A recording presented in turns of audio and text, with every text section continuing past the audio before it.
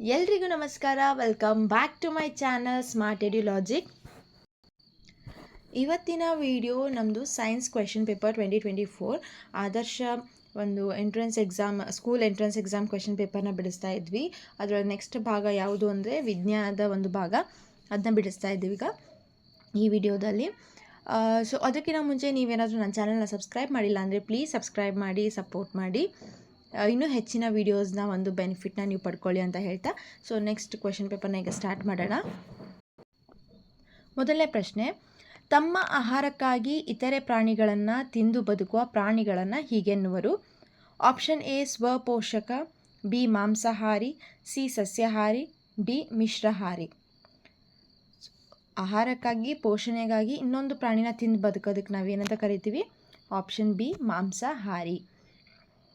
ನಿಮಗೇನಾದರೂ ಒಮ್ಮೆಲೆ just answer ಗೊತ್ತಾಗಲಿಲ್ಲ ಅಂದರೆ ವಿಡಿಯೋನ ಪಾಸ್ ಮಾಡಿ, ಹಾಗೆ ಥಿಂಕ್ ಮಾಡಿ ನೀವು ಫಸ್ಟ್ ಆನ್ಸರ್ನ ಗೆಸ್ ಮಾಡಿ, ಅದಾದಮೇಲೆ ನಾನು ಹೇಳೋ ಆನ್ಸರ್ ಜೊತೆ ಚೆಕ್ ಮಾಡ್ಕೊಳ್ಳಿ. ನೆಕ್ಸ್ಟ್ ಪ್ರಶ್ನೆ, ನಾನು ಶಕ್ತಿಯ ಮುಖ್ಯ ಆಕರ, ನಾನು ಬೆಳಕು ಮತ್ತು ಉಷ್ಣದ ಮೂಲ, ನಾನು ಸಸ್ಯಗಳು ತಮ್ಮ ಆಹಾರವನ್ನು ತಯಾರಿಸಲು ಸಹಾಯ ಮಾಡುವೆ, ನಾನು ಯಾರು? ಆಪ್ಷನ್ ಎ ಗಾಳಿ, ಬಿ ನೀರು, ಸಿ ಮಣ್ಣು, ಡಿ ಸೂರ್ಯ. ಶಕ್ತಿಯ ಮುಖ್ಯ ಆಕರ ಅಂದಾಗಲೇ ನಮ್ಗೆ ಗೊತ್ತಾಗೋದು ಆನ್ಸರ್ ಯಾವುದು? ಎಸ್, ಆಪ್ಷನ್ ಡಿ ಸೂರ್ಯ. ಮುಂದಿನ ಪ್ರಶ್ನೆ, ಕೆಳಗಿನವುಗಳಲ್ಲಿ ಒಂದನ್ನು ಪೆಟ್ರೋಲ್ ಮತ್ತು ಡೀಸೆಲ್ಗಳ ಬದಲಿ ಇಂಧನವಾಗಿ ವಾಹನಗಳಲ್ಲಿ ಬಳಸಲಾಗುತ್ತದೆ? ಆಪ್ಷನ್ ಎ ಕಲ್ಲಿದ್ದಲು, ಬಿ ದ್ರವೀಕೃತ ಪೆಟ್ರೋಲಿಯಂ ಗ್ಯಾಸ್, ಸಿ ಸಂಪೀಡಿತ ನೈಸರ್ಗಿಕ ಅನಿಲ, ಡಿ ಸೀಮೆ ಎಣ್ಣೆ. ಸೊ ಯಾವುದು ನಾವು ಪೆಟ್ರೋಲ್ ಮತ್ತು ಡೀಸೆಲ್ ಬದಲಿಗೆ ನಾವು ಇಲ್ಲಿರುವಂತಹ ಯಾವ ಒಂದು ಇಂಧನವನ್ನು, ಫ್ಯೂಯಲನ್ನು ಯೂಸ್ ಮಾಡ್ತೀವಿ ವಾಹನಗಳನ್ನು ಓಡಿಸೋಕ್ಕೆ ಅಂತ ಕೇಳಿದ್ದಾರೆ. ಸೊ ಯಾವುದಿರ್ಬೋದು? ಕಲ್ಲಿದ್ದಲ್ಲ, ದ್ರವೀಕೃತ ಪೆಟ್ರೋಲಿಯಂ ಅನಿಲ ಅಂದರೆ ಲಿಕ್ವಿಫೈಡ್ ಪೆಟ್ರೋಲಿಯಂ ಗ್ಯಾಸ್, LPG ನಾವು ಅಡುಗೆ ಮನೇಲಿ ಯೂಸ್ ಮಾಡ್ತೀವಲ್ಲ ಅದು. ಸಂಪೀಡಿತ ನೈಸರ್ಗಿಕ ಅನಿಲ ಅಂದರೆ ಕಾಂಪ್ರೆಸ್ಡ್ ನ್ಯಾಚುರಲ್ ಗ್ಯಾಸ್ ಅಂತ ಕರಿತೀವಿ, CNGನ ಅಂತ ಕರಿತೀವಿ. ಅಂದರೆ ನ್ಯಾಚುರಲ್ ಗ್ಯಾಸಸ್, ನೈಸರ್ಗಿಕ ಅನಿಲವನ್ನು ನಾವು ಕಾಂಪ್ರೆಸ್ ಮಾಡಿ ಅದನ್ನು ನಾವು ಬಳಸ್ತೀವಿ. ನೆಕ್ಸ್ಟು ಡಿ ಇನ್ನೊಂದು ಯಾವುದು ಅಂದರೆ ಸೀಮೆ ಎಣ್ಣೆ. ಸೊ ಸರಿಯಾದ ಉತ್ತರ ಯಾವುದು ಅಂದರೆ ಆಪ್ಷನ್ ಸಿ ಸಂಪೀಡಿತ ನೈಸರ್ಗಿಕ ಅನಿಲವನ್ನು ನಾವು ಪೆಟ್ರೋಲ್ ಮತ್ತು ಡೀಸೆಲ್ಗಳ ಬದಲಿ ಇಂಧನವಾಗಿ ಬಳಸ್ತೀವಿ. ಮುಂದಿನ ಪ್ರಶ್ನೆ, ದ್ರವ್ಯಗಳನ್ನು ಉರಿಸಲು ಈ ಅನಿಲವು ಅತ್ಯವಶ್ಯಕ ಅಂತಂದರೆ?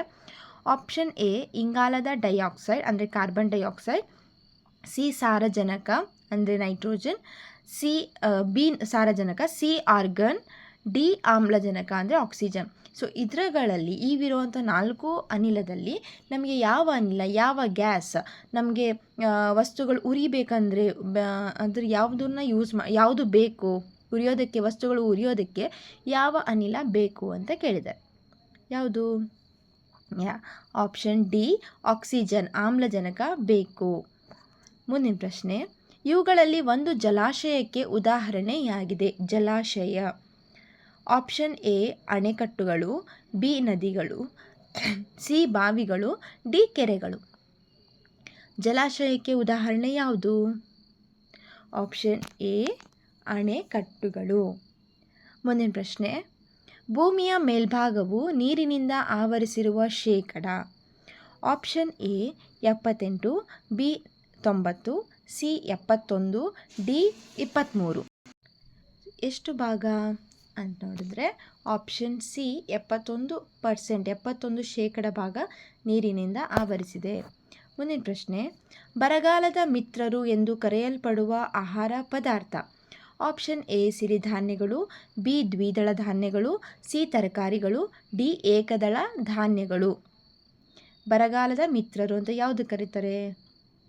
ಆಪ್ಷನ್ ಎ ಸಿರಿಧಾನ್ಯ. ಯಾಕಂದರೆ ಇದು ಸಿರಿಧಾನ್ಯನ ಬೆಳೆಸಬೇಕು ಅಂತಂದರೆ ಹೆಚ್ಚು ನೀರು ಅವಶ್ಯಕತೆ ಇಲ್ಲ, ಕಡಿಮೆ ಸಮಯದಲ್ಲಿ ಇದನ್ನು ಬೆಳೆಯೋದ್ರಿಂದ, ಹೆಚ್ಚು ನೀರು ಬಳಸದೇ ಇರೋದ್ರಿಂದ ಇದನ್ನು ಬರಗಾಲದ ಮಿತ್ರರು ಅಂತ ಹೇಳಿ ಕರೀತಾರೆ. ನೆಕ್ಸ್ಟ್ ಪ್ರಶ್ನೆ, ಇವುಗಳಲ್ಲಿ ಸರಿಯಾಗಿ ಜೋಡಿಸಿರುವುದನ್ನು ಗುರುತಿಸಿ? ಪ್ರೋಟೀನ್ ಸೌತೆಕಾಯಿ, ಆಪ್ಷನ್ ಬಿ ವಿಟಮಿನ್ ಒಣ ಕೊಬ್ಬರಿ, ಸಿ ಲಿಪಿಡ್ ಕೋಸು ಅಂದರೆ ಹೂಕೋಸು, ಡಿ ನೀರಿನಾಂಶ ದ್ರಾಕ್ಷಿ. ಸರಿಯಾದ ಹೊಂದಾಣಿಕೆ ಯಾವುದು ಇದರಲ್ಲಿ? ಆಪ್ಷನ್ ಡಿ ನೀರಿನಾಂಶ ಇರೋದು ಜಾಸ್ತಿ ಅದರಲ್ಲಿ ದ್ರಾಕ್ಷಿ ಹಣ್ಣಲ್ಲಿ ನೀರಿನಾಂಶ ಜಾಸ್ತಿ ಇರುತ್ತಲ್ಲ, ಸೊ ಇದೇನು ಸರಿಯಾದ ಒಂದು ಜೋಡಿ ಆಗಿದೆ.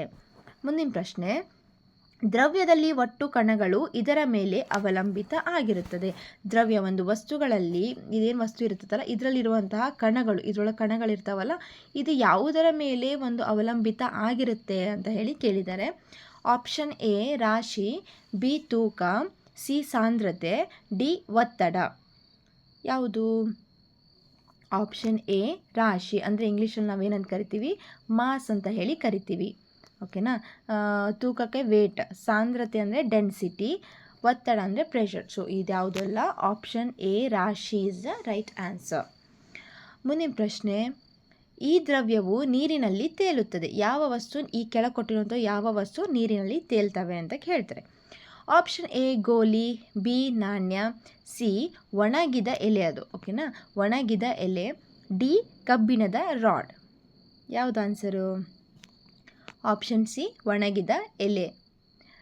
11ನೇ ಪ್ರಶ್ನೆ, ಸೋಡಿಯಂ ಮತ್ತು ಕ್ಲೋರಿನ್ಗಳಿಂದಾಗಿರುವ ಸಂಯುಕ್ತ ವಸ್ತು ಯಾವುದು? ಆಪ್ಷನ್ ಎ ಉಪ್ಪು, ಬಿ ನೀರು, ಸಿ ಸಕ್ಕರೆ, ಡಿ ಎಣ್ಣೆ. ಸೋಡಿಯಂ ಮತ್ತು ಕ್ಲೋರಿನ್, NaCl ಅಂತ ಕರಿತೀವಿ. ಸೊ ಯಾವುದು ಅಂದರೆ ಆಪ್ಷನ್ ಎ ಉಪ್ಪು, ಸೋಡಿಯಂ ಕ್ಲೋರೈಡ್ ಅಂತ ಹೇಳಿ ಕರಿತೀವಿ, ಇದದ್ದು ರಾಸಾಯನಿಕ ಹೆಸರು. ಮುಂದಿನ ಪ್ರಶ್ನೆ, ಮೆಟ್ಟಿಲುಗಳನ್ನು ಹತ್ತುವಾಗ ಬಿಡುಗಡೆಯಾಗುವ ಶಕ್ತಿ. ನಾವು ಮೆಟ್ಲನ್ನು ಹತ್ತುವಾಗ ಯಾವ ಶಕ್ತಿ ಬಿಡುಗಡೆ ಆಗುತ್ತೆ? ಆಪ್ಷನ್ ಎ ಯಾಂತ್ರಿಕ, ಬಿ ಉಷ್ಣ, ಸಿ ಪ್ರಚನ್ನ, ಡಿ ಸ್ನಾಯು. ಯಾವ ಶಕ್ತಿ ಬಳಸ್ಕೊತೀವಿ ಅಂದರೆ ಆಪ್ಷನ್ ಡಿ ಸ್ನಾಯು. ಓಕೆನಾ? ನೆಕ್ಸ್ಟ್ ಪ್ರಶ್ನೆ, ಭರತ ಶಕ್ತಿಯು ಉತ್ಪತ್ತಿಯಾಗುವುದು ಇದರಿಂದ. ಭರತ ಶಕ್ತಿ ಯಾವುದರಿಂದ? ಆಪ್ಷನ್ ಎ ಸೂರ್ಯ, ಬಿ ಸಾಗರ, ಸಿ ಗಾಳಿ, ಡಿ ಉಷ್ಣ. ಭರತ ಶಕ್ತಿ ಅಂದ್ರೇನು? ಅಲೆಗಳು ಎಲ್ಲಿ ಇರ್ತವೆ? ಎಸ್, ಬಿ ಸಾಗರ. ಆ ಅಲೆಗಳಿಂದ ಇದು ಅಲೆಗಳ ಶಕ್ತಿ, ಅದಕ್ಕೆ ನಾವು ಭರತ ಶಕ್ತಿ ಅಂತೀವಿ. ಅದರಿಂದ ವಿದ್ಯುತ್ ತಯಾರಿಕೆ ಆಗೋದು, ಇದೆಲ್ಲ ಆಗುತ್ತೆ. ಮುಂದಿನ ಪ್ರಶ್ನೆ, ವಿದ್ಯುತ್ ಕೋಶಗಳಲ್ಲಿ ವಿದ್ಯುತ್ ಉತ್ಪಾದಿಸುವ ಕ್ರಿಯೆಯು. ಈಗ ವಿದ್ಯುತ್ ಕೋಶಗಳನ್ನು ಶೆಲ್ ಇರ್ತಾವಲ್ವಾ, ಸೊ ಅದರಲ್ಲಿ ಒಂದು ವಿದ್ಯುತ್ ಉತ್ಪಾದಿಸ್ತೀವಲ್ಲ, ಬ್ಯಾಟ್ರಿ ಥರ ಯೂಸ್ ಮಾಡ್ಕೊಂಡು ನಾವು ಅದನ್ನು ಮಾಡ್ತೀವಿ. ಸೊ ಅಲ್ಲಿಂದ ನಮಗೆ ಕರೆಂಟ್, ವಿದ್ಯುತ್ ಉತ್ಪಾದನೆ ಆಗುತ್ತೆ. ಅಲ್ಲಿ ಆಗಿರುವಂಥ ಯಾವ ಕ್ರಿಯೆ? ವಿದ್ಯುತ್ ಉತ್ಪಾದನೆ ಆದಾಗ ಯಾವ ಕ್ರಿಯೆಯಿಂದ ಅದಾಗುತ್ತೆ ಅಂತ ಹೇಳಿ. ಆಪ್ಷನ್ ಎ ಜೀವ ರಾಸಾಯನಿಕ, ಬಿ ರಾಸಾಯನಿಕ, ಸಿ ಭೌತಿಕ, ಡಿ ಉಷ್ಣ. ಯಾವುದಲ್ಲಾಗೋದು? ಎಸ್, ಬಿ ಕೆಮಿಕಲ್ ಎನರ್ಜಿ, ರಾಸಾಯನಿಕ ಅಂತ ಹೇಳಿ ಕರಿತೀವಿ. 15ನೇ ಪ್ರಶ್ನೆ, ದ್ವೈವಾರ್ಷಿಕ ಸಸ್ಯಗಳಿಗೆ ಇದು ಉದಾಹರಣೆಯಾಗಿದೆ. ದ್ವೈವಾರ್ಷಿಕ ಸಸ್ಯಕ್ಕೆ ಎ ಗೋಧಿ, ಬಿ ಹತ್ತಿ, ಸಿ ಶುಂಠಿ, ಡಿ ಕುಂಬಳಕಾಯಿ. ಆಪ್ಷನ್ ಸಿ ಶುಂಠಿ. ಮುಂದಿನ ಪ್ರಶ್ನೆ, ಸಸ್ಯಗಳು ಮತ್ತು ಮರಗಳ ಅವಶೇಷಗಳು ಕಲ್ಲಿದ್ದಲಾಗಿ ಬದಲಾಗುವ ಪ್ರಕ್ರಿಯೆಗೆ ಅಗತ್ಯವಾಗಿರುವುದು. ಎಲ್ಲ ಸಸ್ಯಗಳಾಗಿರ್ಬೋದು, ಮರ ಆಗಿರ್ಬೋದು, ಇವೆಲ್ಲ ಸತ್ತು ಕೆಳಗೆ ಬಿದ್ದಾಗ ಅದರ ಅವಶೇಷಗಳು ಅವೆಲ್ಲ ಕಲ್ಲಿದ್ದಲಾಗಿ ಬದಲಾಗಬೇಕಲ್ವಾ. ಸೊ ಅದು ಯಾವ ರೀತಿ, ಯಾವ ಪ್ರಕ್ರಿಯೆ, ಅದಕ್ಕೆ ಏನೇನು ಬೇಕು ಆಗಬೇಕಂದ್ರೆ ಸುಮಾರು ವರ್ಷ ಬೇಕು. ಅದಕ್ಕೆ ಏನೇನು ಅಗತ್ಯ? ಆಪ್ಷನ್ ಎ ರಾಶಿ ಮತ್ತು ಬಲ, ಬಿ ತಾಪ ಮತ್ತು ಒತ್ತಡ, ಸಿ ಒತ್ತಡ ಮತ್ತು ಬಲ, ಡಿ ಬಲ ಮತ್ತು ತಾಪ. ಯಾವ್ದು ಬೇಕು? ಆಪ್ಷನ್ ಬಿ ತಾಪ ಮತ್ತು ಒತ್ತಡ. ಅದಕ್ಕೆ ಹೈ ಟೆಂಪ್ರೇಚರ್ ಬೇಕು, ಹಾಗೆ ಬಿಸಿಲು ಬಿದ್ದು ತಾಪ ಹೆಚ್ಚಾಗಿ ಆಗಿ, ಆಮೇಲೆ ಅದರ ಮೇಲೆ ಪ್ರೆಷರ್ ಆಗಿ, ಅದರಿಂದ ಏನಾಗ್ತದೆ ಅಂದರೆ ಅವುಗಳು ಒಳಗೆ ಹೋಗಿ ಭೂಮಿಯ ಒಳಗಡೆ ಹೋಗಿ ಪದರಗಳ ಕೆಳಗೆ ಹೋಗಿ ಅಲ್ಲಿ ಏನಾಗ್ತೈತಿ, ಕೆಳಗಡೆ ಕಲ್ಲಿದ್ದಲಾಗಿ ಬದಲಾಗುತ್ತೆ. ಸೊ ಇದಿಷ್ಟು ಆಗಿತ್ತು ಪರಿಸರ ವಿಭಾಗ, ಅಂದರೆ ವಿಜ್ಞಾನ ವಿಭಾಗ ಆದರ್ಶ ಪ್ರಶ್ನೆ ಪತ್ರಿಕೆ 2024ರ ಒಂದು ಪ್ರಶ್ನೆ ಪತ್ರಿಕೆಯಲ್ಲಿ ವಿಜ್ಞಾನ ವಿಭಾಗ ಉತ್ತರ ಸಹಿತ ನಾನು ನಿಮಗೆ ಎಕ್ಸ್ಪ್ಲೇನ್ ಮಾಡಿದ್ದೀನಿ. ಸೊ ಈ ವಿಡಿಯೋ ನಿಮಗೆ ಇಷ್ಟ ಆಗಿದ್ರೆ ಪ್ಲೀಸ್ ಲೈಕ್ ಮಾಡಿ, ಶೇರ್ ಮಾಡಿ, ಹಾಗೆ ಸಬ್ಸ್ಕ್ರೈಬ್ ಮಾಡೋದನ್ನು ಪ್ಲೀಸ್ ಮರಿಬೇಡಿ. ಸಬ್ಸ್ಕ್ರೈಬ್ ಮಾಡಿ, ಸಪೋರ್ಟ್ ಮಾಡಿ. ಇನ್ನೂ ಹೆಚ್ಚಿನ ವೀಡಿಯೋಸ್ಗಳನ್ನು ನಾನು ಹಾಕ್ತಾ ಇರ್ತೀನಿ. ಸೊ ಈ ವಿಡಿಯೋ ನಿಮಗೆ ಇಷ್ಟ ಆದರೆ ಲೈಕ್ ಮಾಡೋದನ್ನು ಮರಿಬೇಡಿ, ಸಬ್ಸ್ಕ್ರೈಬು ಮಾಡೋದನ್ನು ಮರಿಬೇಡಿ. Thank you so much for watching.